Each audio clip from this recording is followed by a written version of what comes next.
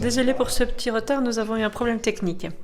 Alors, José Manuel, je m'adresse à vous pour que vous puissiez introduire des risques de crédit, de liquidité, de financement et nous parler des problèmes opérationnels que vous avez rencontrés. Merci beaucoup.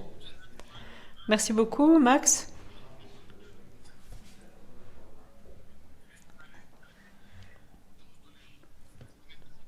Je suis très content de participer à ce format.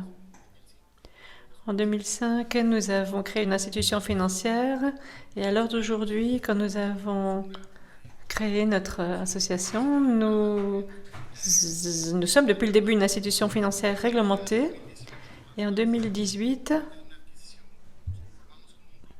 nous sommes formés en groupe, nous sommes devenus en groupe et CAME est un groupe très similaire au nôtre, dans lequel nous collaborons en tant que partenaires. Nous avons un crédit portefeuille de 223 milliards de dollars. Nous sommes entrés dans le secteur des microfinances. Nous sommes accrédités via des microcrédits, via des dépôts que nous avons reçus de la part de nos clients.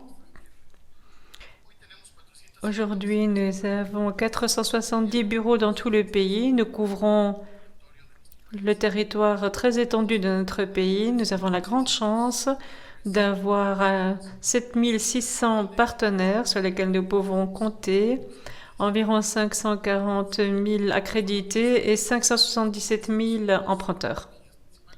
Pardon, des personnes qui économisent.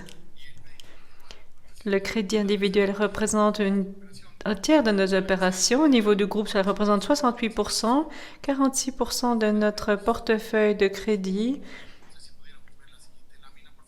Je ne sais pas si on peut passer à la diapositive suivante. Quand on a entendu parler du Covid au Mexique, c'était à la mi-mars, je pense que le premier sentiment que nous avons eu dans ce secteur, c'est une certaine incertitude. On devait faire face à quelque chose de complètement inconnu.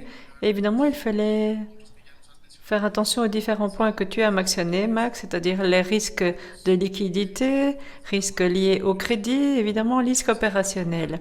On a dû être un peu imaginatif et imaginer quelque chose de tout à fait inédit pour nous.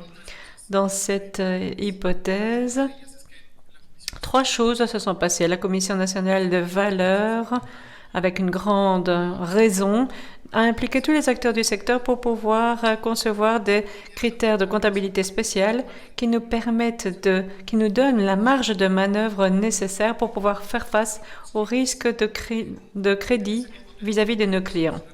La Commission nationale bancaire nous a demandé de lui envoyer tous les jours un rapport relatif à notre taux de captage, à la disposition des lignes de crédit pour surveiller de très près un risque possible de manque de liquidité. Finalement, nous avons créé un comité international de liquidité qui gère tous les dons et ce qui nous permet de suivre de très près un pronostic des flux dans notre société en tenant compte des aspects comme la récupération des crédits, qui est fondamental, et le niveau auquel on peut espérer retrouver des crédits, récupérer des crédits. Le calendrier de paiement, de service de la dette, il faut y jeter également un œil de très près. Et surveiller également la situation de nos parts et de nos obligations sur le marché. Un processus de négociation en ligne a été également mis en place et nous avons pu compter sur l'apport et sur l'aide de plusieurs personnes. Il fallait également surveiller de très près l'appétit des investisseurs. Et en fait, on a eu une base d'épargne atomisée et nous avons pu compter sur la confiance de nos épargnants pendant toute cette crise.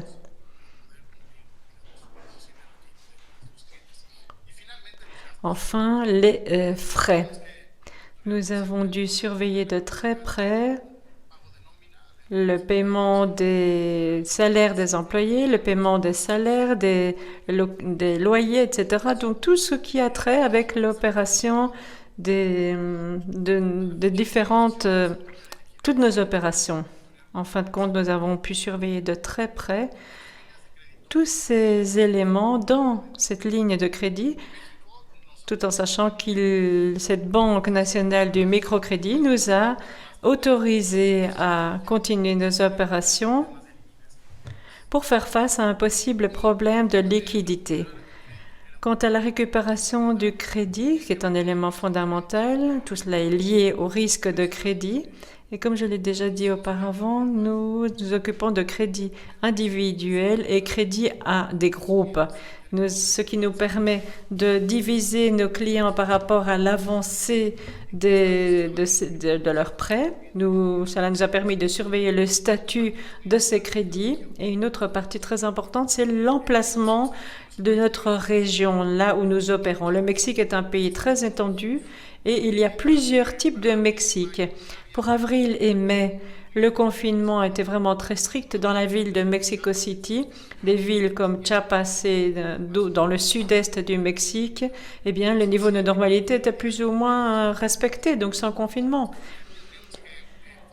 Donc on a dû se concentrer sur différentes régions et suivre l'évolution de la situation dans ces différentes régions. On a dû également être rapide dans notre réaction et tenir compte de la liquidité de nos clients et être sûr qu'il nous reste suffisamment de liquidité. En novembre de l'année dernière, nous avons redonné une autre forme à notre projet de groupe. Nous avons augmenté les échéances de crédit pour pouvoir garantir l'amortisation et l'amortissement de ces différents crédits. Nous avons également mis sur pied un programme de prêt. Nous avons permis à certains clients de liquider leurs prêts et garantir aux clients garantir la disponibilité de crédit pour pouvoir faire face aux possibles problèmes de liquidité. Ce que nous avons fait, c'est de nous rapprocher de nos clients et notre première proposition est qu'ils nous payent 50% de leur versement. Dans le cas de crédit individuel, ces paiements se sont faits tous les mois.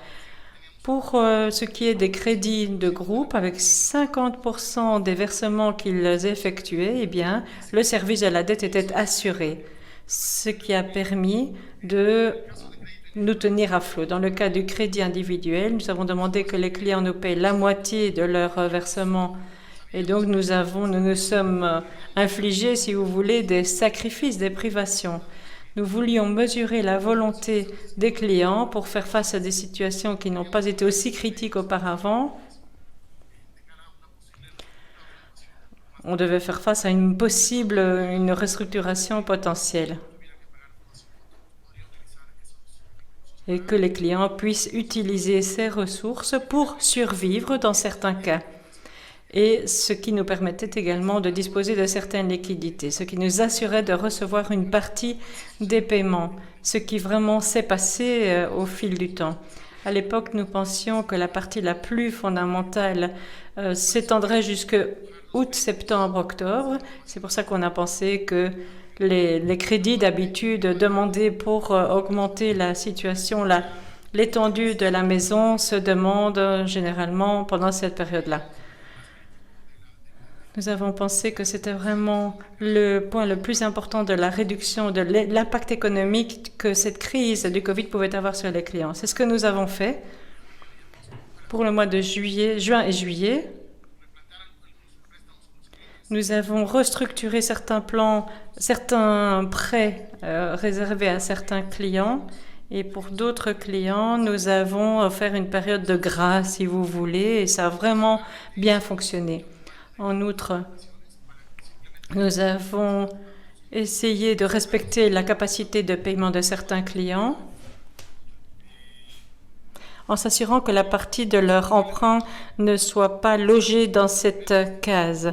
Nous avons organisé moins d'estimations préventives Dans certains cas, nous avons utilisé des critères de comptabilité spéciaux que la communauté bancaire nous a autorisés à utiliser.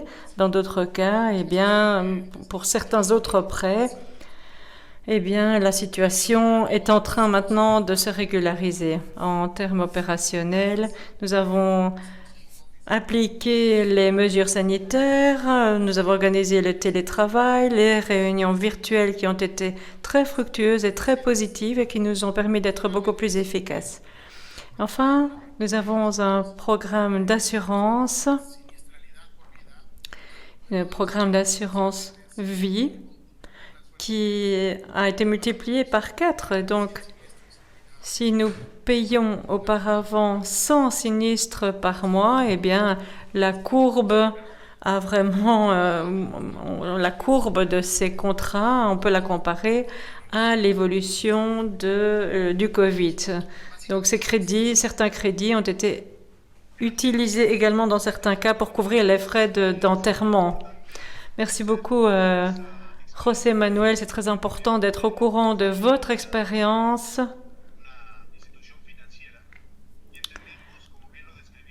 Et nous comprenons que c'est une institution réglementée par la Commission nationale des valeurs et des titres.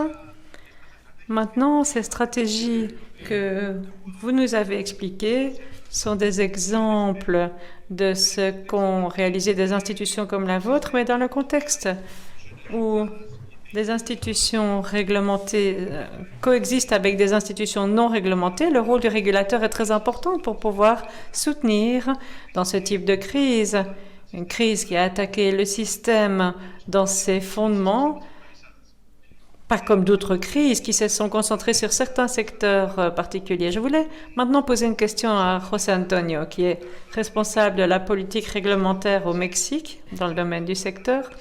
Pouvez-vous nous faire des commentaires sur les actions que vous avez entreprises pour soutenir le secteur financier?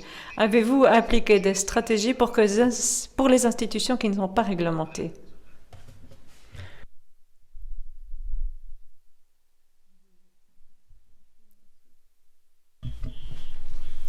Eh bien, bonjour. Tout d'abord, merci beaucoup de m'avoir invité à ce forum si important. Eh bien, écoutez,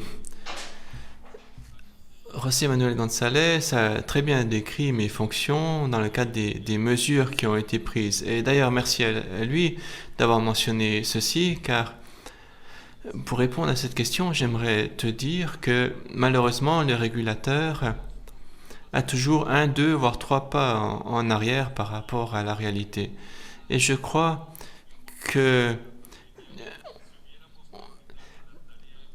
si on n'avait pas pris les bonnes mesures face à cette pandémie, eh bien, on aurait jeté l'éponge. En tous les cas, tu connais très bien la situation. Et il m'aurait fait très plaisir que la réglementation secondaire, FinTech, que ce dossier ait été clos il y a 1 an. Il aurait été bon que la partie de validation et vérification des objectifs pour vote à distance ait été clos il y a 1 an. Et que l'on ait développé les systèmes adéquats. Il aurait été bon que l'on ait déjà approuvé les FinTech il y a 1 an, 2 ans. Je crois que beaucoup d'attentes ont été créées. Il leur faut avancer bien plus rapidement maintenant. Les solutions ne viennent pas que de l'administration en la matière. Il y a beaucoup de choses qui relèvent du gouvernement. Or, malheureusement, parfois on nous empêche d'avancer bien plus rapidement dans des sujets qui auraient été très positifs. Interruption du flux vidéo.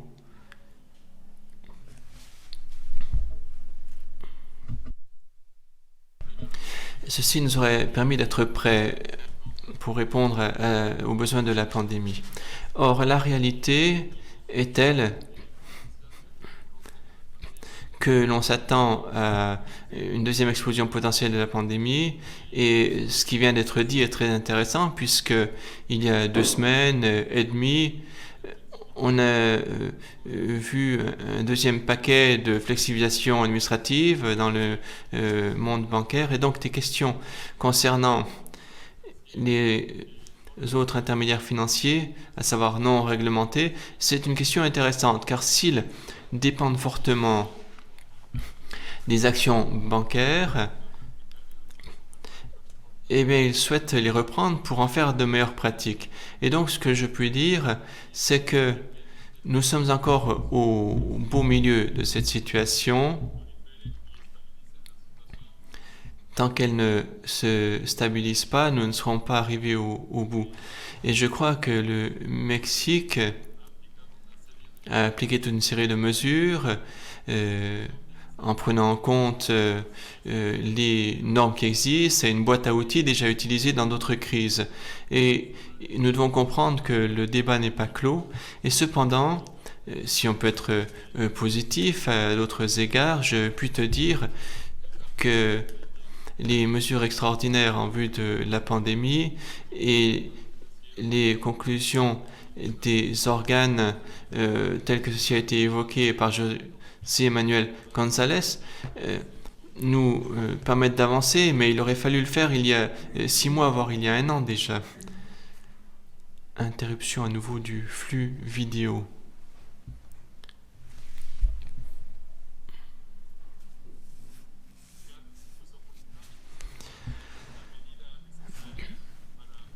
Et malheureusement, les mesures sont arrivées, mais peut-être trop tardivement. Il aurait été bon d'avancer plus rapidement dans tous les secteurs, en sortant des mesures d'urgence dans tel ou tel secteur. Et Max, j'aimerais dire que on voit se profiler dans le dossier de l'inclusion financière. Interruption.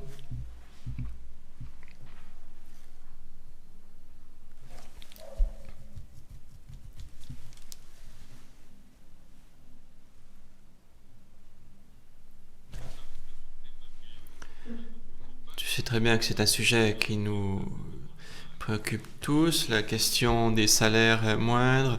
On a fait des vérifications biométriques qui étaient nécessaires, et il faut dire également que la crise fait que les gens réalisent leurs transactions en s'appuyant plus sur les liquidités en espèces. Et donc, on a dans ce cas développé le numérique.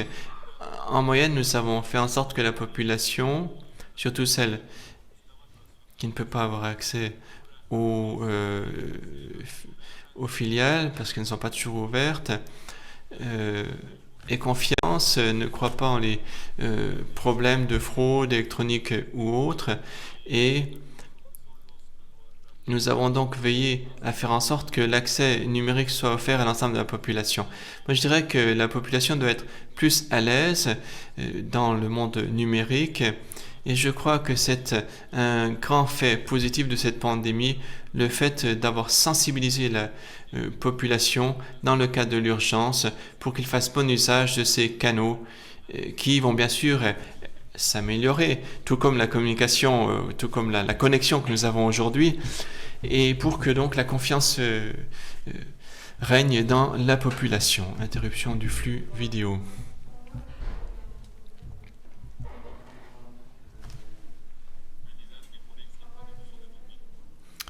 Afin donc de faire un meilleur usage des moyens dont nous disposons. Merci beaucoup, José Antonio. Oui, effectivement, c'est juste à ce moment-là, quand on parlait de la connexion, qu'il y a une coupure. On ne t'a plus entendu, mais bon. En tout cas, on a pu entendre les mots de la fin. Et c'est très intéressant, n'est-ce pas, dans ce premier volet de notre discussion, de voir comment ces différents acteurs et la chaîne de valeur relèvent ces défis. Tous deux avaient parlé du problème de liquidité en lien avec le problème que connaît le secteur, ce qui peut en faire un risque de crédit, et ceci en lien également avec le moratoire. Et dans ce sens, il y a le rôle de l'investisseur, celui qui appuie ses activités sur l'investissement. Il joue un rôle crucial également.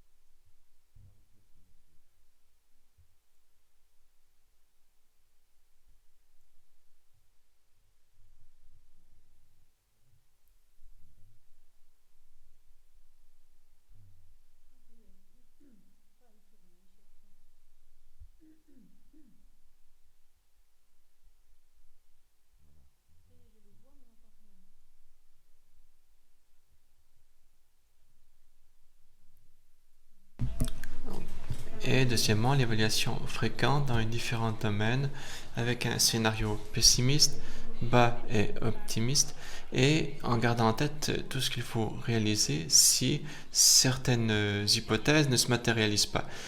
Alors vous savez que quand les restrictions ont commencé dans les différents pays d'Amérique latine, nous avons fait le tour de tous nos alliés pour essayer de comprendre quelle était leur situation. Nous avons itéré tous les 2-3 mois ce tour de contact avec les différents partenaires. Nous, ce qui nous intéressait, c'était avant tout de comprendre, surtout au début, les mesures prises par le gouvernement en termes de restriction des mobilités, de moratoire, et ce qu'ils pensaient proposer à leurs clients, hormis les mesures proposées par le gouvernement en termes de restructuration et autres, ce qu'ils souhaitaient faire en termes d'allègement pour les salariés, etc., quelles étaient leurs préoccupations du moment face à l'incertitude. Quels ont été les grands défis que rencontraient les clients, si ces partenaires avaient fait un sondage préliminaire de la situation des clients, essayer de comprendre la flexibilité nécessaire pour s'adapter via le numérique par exemple, pour les recouvrements, quelle était la situation des liquidités au début de la pandémie et s'ils prévoyaient des décaissements potentiels de financement qui seraient retardés dus au problème. Donc c'est lié aux différents scénarios d'impact mentionnés tout à l'heure qui ont été élaborés pour mesurer l'impact potentiel. Ces scénarios essaient de voir s'il y avait non-respect des accords, des compensations variables, en prenant en compte le fait que normalement l'objectif devait être tenu et si ce n'était pas le cas, il y aurait une modification ou un impact sur les salariés des institutions via les salaires. Et pour finir, qu'en est-il des clients et de la question des déclarations? Nous avions des rapports trimestriels devant les clients et nous avons demandé de passer à des déclarations mensuelles. Donc il s'agit d'un format spécifique. Enfin, nous n'avons pas exigé un format spécifique pour tous, mais nous avons demandé à ce qu'il y ait un rapport qui soit fait, des contrôles qu'ils réalisaient, et ceci de façon mensuelle. Notre objectif principal était de voir comment nous pouvions nous appuyer sur nos alliés et les aider pour maintenir la durabilité et essayer de voir comment assurer le suivi des paiements des investisseurs afin d'assurer le suivi des crédits auprès des différentes parties prenantes. Nous avons passé en revue les nécessités de base de nos alliés, voir qui avait les besoins les plus importants, pour voir si on devait ajouter des délais, notamment en termes de paiement en capital, courant 2020, pour que ceci soit aligné avec les bénéfices qui étaient accordés aux clients. Et il y avait autre aspect, la question des liquidités, avec les rapports rentabilité et composition des portefeuilles. Donc nous avons activé ces rapports de liquidité en prenant en compte la capacité de faire face à la dette dans les mois suivants. Nous avons essayé de faire en sorte que l'effet levier soit maintenu, qu'il n'y ait pas un grand écart, ce qui aurait été sujet de préoccupation, et également des questions concernant les indicateurs de solvabilité. Nous avons essayé de découvrir des problèmes de stabilité structurelle pour veiller à rénover les crédits problématiques, voire élargir l'exposition. Et pour finir, pour répondre à la question très rapidement, je peux te dire que nous nous sommes alignés via des contacts bien plus fréquents, via des contacts avec les sondeurs pour pouvoir partager les informations lorsqu'une que cela était possible, nous avons passé des accords, comme on appelle handshake agreement, avec les institutions de microfinancement lorsque ceci était possible. Merci beaucoup. Il est très intéressant de savoir, en tout cas pour moi, dans quelle mesure les investisseurs et les financeurs ont dû réagir très rapidement pour s'adapter, et ceci de pair avec ce que vivait le secteur du financement. Ce premier bloc de conversation, nous avons pu le constater, nous a permis d'évoquer des stratégies dérivées de la pandémie, comment vous avez réagi face à cette situation qui vous a tous touchés de façon divergente, mais avec des liens communs. Nous savons bien sûr également qu'en temps de crise, il y a des défis à relever, bien entendu, mais également des opportunités qui s'ouvrent, opportunités qui peuvent surgir de la crise.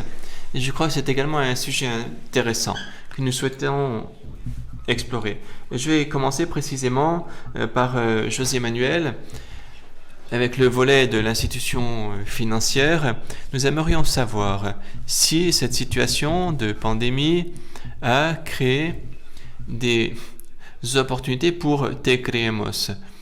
Est-ce que vous avez vu des créneaux pour améliorer l'impact des services, et ceci en lien avec les appuis que vous aurez peut-être reçus tant de la part du régulateur que d'un financeur ou d'autres acteurs de la chaîne de valeur?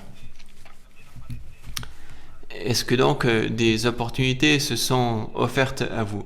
Donc, José Manuel, est-ce que vous avez fait de telles expériences qui pourraient nous être utiles? Oui, avec beaucoup de plaisir, Max. Comme tu le dis, toute crise nous offre des opportunités, des différentes possibilités.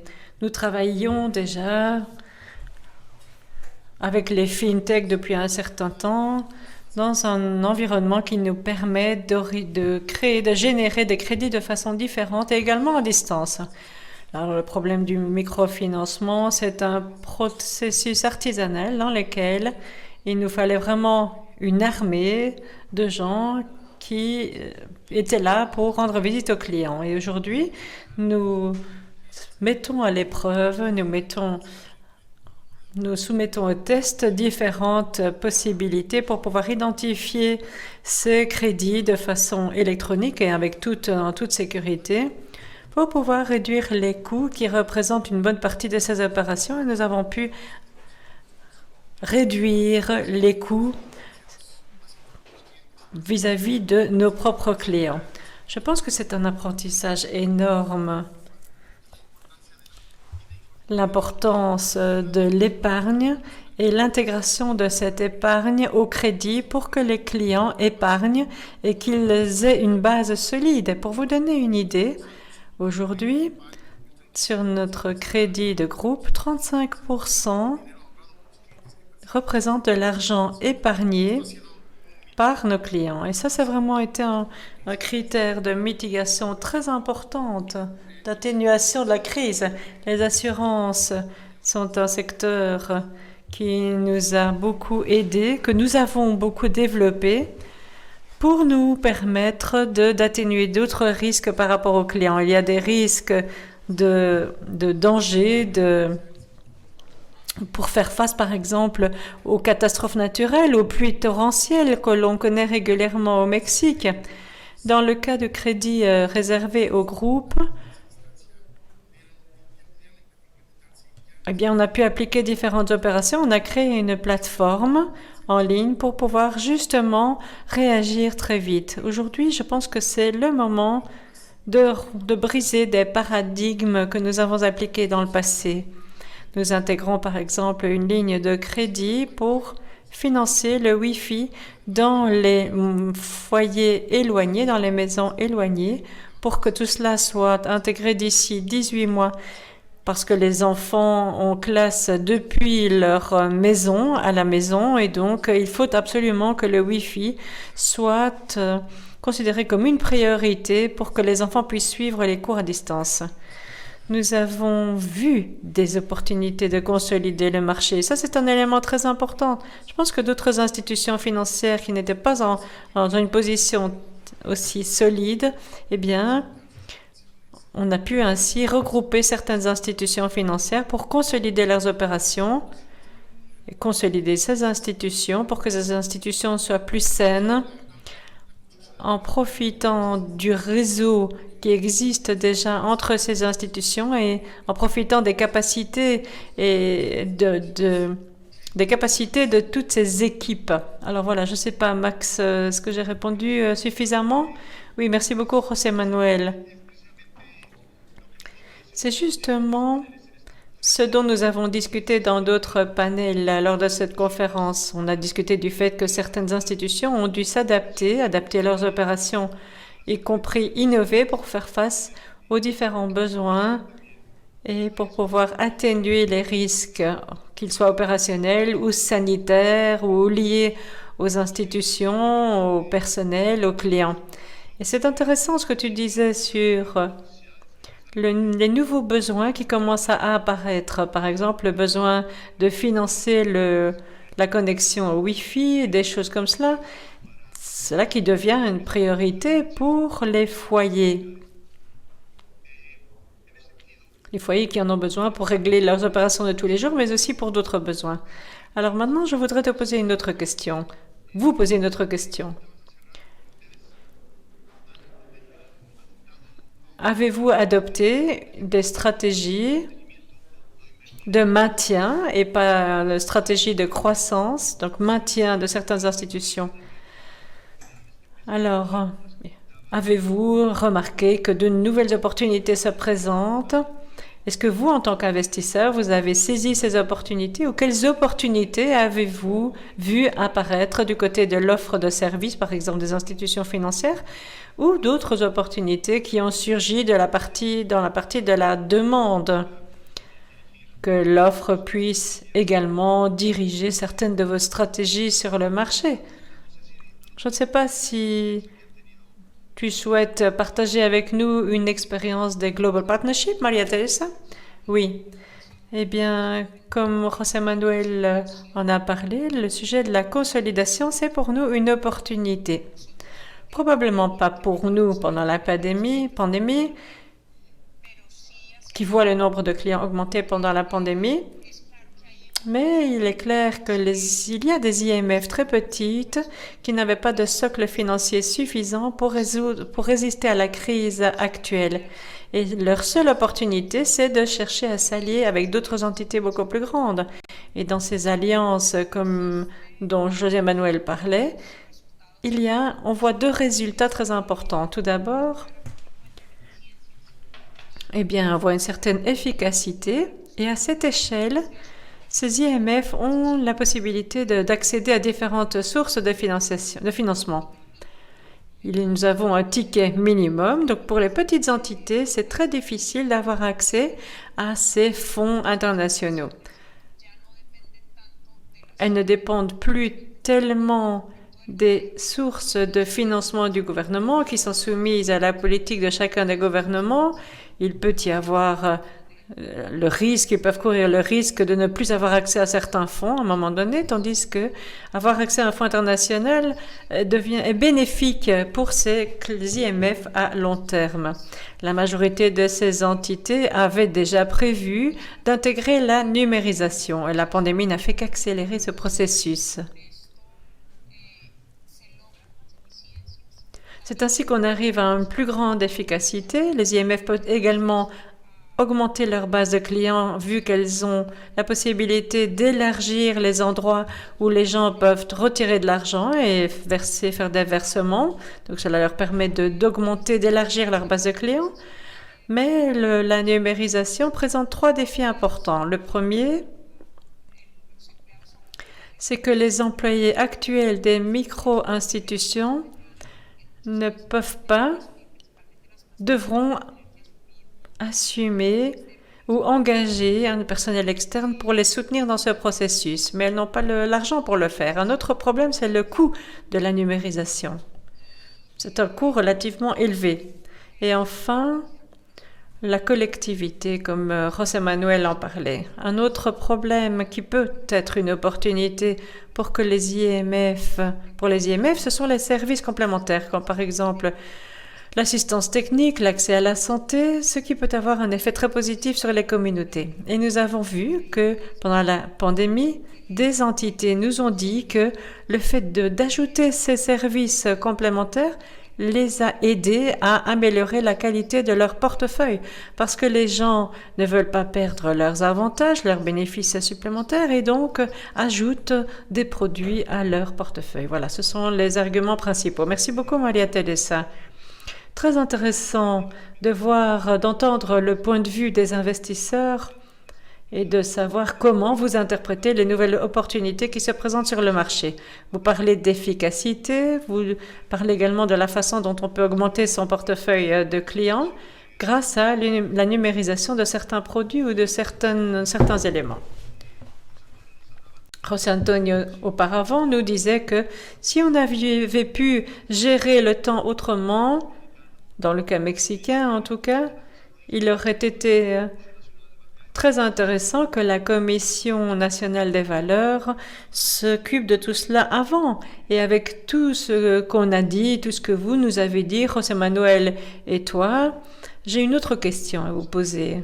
Alors pour José Antonio, une question sur le rôle du régulateur, qui est de donner un coup de pouce à ces nouvelles opportunités. Parce que très souvent, au lieu de devenir des opportunités, ce sont devenues des demandes que le marché exige pour pouvoir mieux travailler. Et l'une de ces demandes, c'est la numérisation. Comme vous le disiez, elle est tout à fait liée à l'innovation de produits. Et quand on parle d'innovation, de numérisation, on parle automatiquement de FinTech. Tous les produits FinTech qui augmentent très fortement au Mexique depuis la pandémie, depuis le début de la pandémie. Et un autre sujet que je voudrais également introduire dans ce débat, parce que c'est le devoir des régulateurs, c'est le sujet de la banque ouverte, Open Banking. Cette banque ouverte pourrait être une solution qui a déjà été passée en revue et utilisée déjà pas mal en Europe. Après, elle a été utilisée également aux États-Unis, dans certains pays d'Asie et l'Amérique latine. Et là, le Mexique est pionnier dans le domaine de la banque ouverte et dans le développement des technologies financières des FinTech. Pouvez-vous nous expliquer, nous faire un commentaire sur la façon dont la Commission nationale est en train d'élargir cette ouverture du secteur? Et quelles sont vos priorités en tant que régulateur? Merci, Max. Je pense que les priorités se sont multipliées récemment et il faudrait être très intelligent, beaucoup plus sage pour pouvoir établir un ordre de priorité parce que sinon, on n'en sortira pas. Dans un pays développé, on a davantage de ressources et quand un pays est émergent, il faut être beaucoup plus mesuré dans la façon dont nous établissons, dont nous mettons en œuvre des politiques et mesurent l'impact. Donc il faut d'abord commencer petit et réserver les priorités à des choses qui nous intéressent davantage. Alors, pour ce qui est de la banque ouverte, nous sommes dans un pays, le Mexique est un pays énorme avec beaucoup de diversité culturelle et autres. Maintenant, on doit faire face aux pluies qui inondent le sud-est et qui nous obligent à réviser notre politique. Et il faut savoir maintenant si on peut faire quelque chose pour soutenir cette partie très affligée de notre pays. Alors, tout le monde n'a pas apprécié énormément cette partie de la numérisation. On ne l'a pas exploitée de la même façon. Vous savez certainement qu'il y a eu pas mal de cas de cyberattaques, de cyberfraude, pas mal d'activités dans les fraudes qui passent par différents canaux et surtout par les voies numériques. Si on donnait une clé physique à n'importe qui pour entrer chez toi, comment est-ce que tu ferais? Est-ce que tu lui donnerais le code personnel pour entrer chez toi ou bien, je ne sais pas. Il faut faire attention et sécuriser tous ces différents canaux numériques. Dans le chat, quelqu'un parlait de l'allocation numérique. Il faut certainement la favoriser, nous devons aider la population à comprendre les risques et les avantages de ces technologies numériques. Vous disiez quelque chose d'intéressant sur la banque ouverte. Au Mexique, on l'a gérée comme un système financier ouvert. Et en ce sens, nous devons travailler avec les autres associations, les autres secteurs pour qu'eux aussi puissent faire les investissements nécessaires pour passer à l'espace numérique, électronique. Et tout le monde n'a pas saisi de la même façon cette occasion de la transformation numérique. Certaines entreprises dans la partie opérationnelle n'ont pas profité de cette occasion. Dans d'autres cas, ça n'a pas bien fonctionné. Donc il faut donner aux entreprises tout ce dont elles ont besoin pour assurer la partie opérationnelle à ta clientèle et puis passer, dans d'autres cas, à l'administration de risques ou à l'adoption de la responsabilité sociale des entreprises ou du verdissement des entreprises et des investissements. Ce sont des sujets qui vont devenir très importants dans l'avenir et qu'il ne faut pas passer à côté. Je peux vous dire que la Commission nationale devrait accélérer le pas dans ce qui concerne la numérisation des données, mais aussi penser à l'éducation financière numérique qui est absolument nécessaire pour desservir correctement la population. L'INE s'occupe de tout ce qui est identification, l'adéquation des données biométriques doivent être développées davantage pour que toutes les opérations se fassent de façon plus protégée pour les clients, mais aussi pour les institutions, pour que nous travaillons d'une façon, dans un environnement beaucoup plus normalisé, standardisé. J'espère avoir été claire. Oui, tout à fait. José Antonio, oui, c'est très important également de connaître la stratégie et de savoir comment le régulateur au Mexique profite de ces opportunités pour donner un coup de pouce à ces innovations que vous avez démarrées un petit peu avant la pandémie, mais maintenant, c'est une large fenêtre d'autres opportunités qui s'ouvrent à nous. Nous arrivons maintenant à la fin de cette session, de ce panel. Il y a... Vous pouvez envoyer vos questions, cher public, mais nous allons clôturer bientôt ce panel avec une session de questions-réponses. Nous écoutons vos recommandations. Certaines questions nous sont parvenues déjà. Avez-vous, si vous avez l'occasion d'y répondre, eh bien, ce serait très apprécié.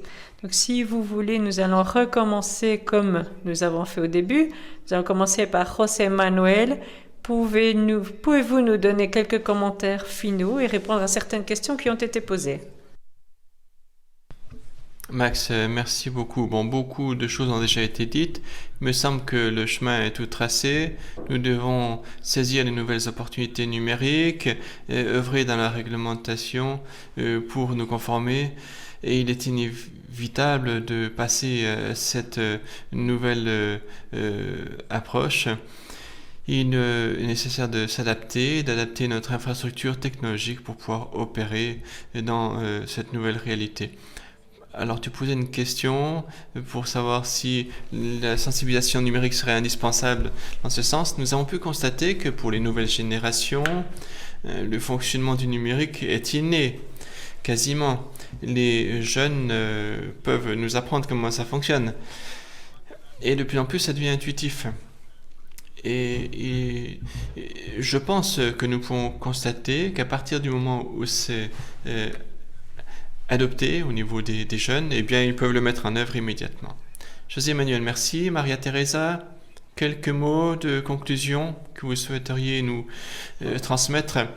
Alors, peut-être le fait de mentionner que la flexibilité est une caractéristique importante pour survivre en temps de crise.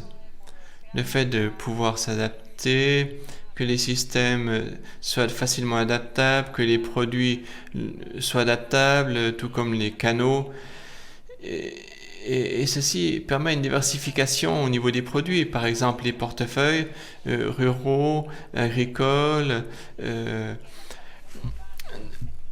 ou bien les portefeuilles d'autres natures, urbaines. Donc nous devons envisager la possibilité de diversifier les portefeuilles pour avoir une plus grande répartition du risque et pour pouvoir également s'adapter plus vite en ayant une plus grande flexibilité pour répondre à la réalité.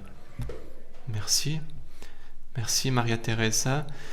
José Antonio, pour finir, quelques paroles de sage du régulateur à l'adresse de l'audience. Bon, ça, je ne sais pas, on ne va pas exagérer, mais ce que je peux te dire par contre, c'est que dans cette bourrasque, nous avons dû émettre des réglementations adaptées, mais en tout cas, il est vrai que beaucoup de données très intéressantes ont été générées dans cette période, comme Maria Teresa le disait. Et cela m'a permis de m'asseoir autour de ces données pour essayer de les analyser et les faire coller à la réalité. Et il est bon de voir comment nous pouvons relever le défi, quels sont les signaux que l'on en retire. Et tu le sais, comme nous tous, que la question de l'inclusion est indispensable quand on pense à la population. Mais dans le même temps, il est important et nécessaire de penser à la population la plus démunie et à la précarité grandissante. D'autre part, comme Maria Teresa le disait, après la première vague, il convient de réadapter les portefeuilles avec les critères réadaptés, notamment depuis août, et ceci afin de pouvoir soutenir ceux qui en ont besoin. Et dans le secteur notamment du logement, il a été possible de voir un impact assez important, plus peut-être que dans l'autre secteur. Et je crois en tous les cas que, comme José Manuel l'a dit, qu'il est bon d'avoir la plus grande connaissance possible de ce qui se passe sur le terrain au sein des différents intermédiaires qui ont des informations très précieuses. Informations que nous pouvons analyser. Et ensuite, les grands acteurs peuvent voir avec les petits acteurs s'il est nécessaire peut-être de faire une segmentation au niveau des politiques et des réglementations. Donc il est important d'analyser les données, nous continuerons à le faire dans les mois à venir, pour asseoir des politiques qui soient la meilleure réponse possible pour le secteur. José Antonio, José Manuel, Maria Teresa, Davide, merci beaucoup de nous avoir accompagnés au cours de cette session, de ce panel.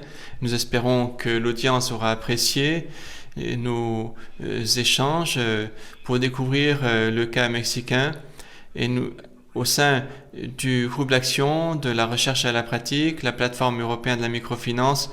Cette plateforme continuera son travail, nous publierons les recherches et nous allons vous transmettre ou en tout cas mettre sur la page de la plateforme les résultats que nous obtiendrons. David, un dernier mot peut-être ?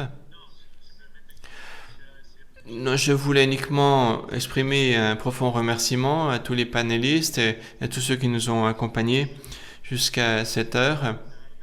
Je sais que c'est très tard, je ne vais donc pas en rajouter beaucoup plus. Je suis très heureux que ce panel ait pu se tenir et merci beaucoup aux différents intervenants. Merci. Davide, merci beaucoup.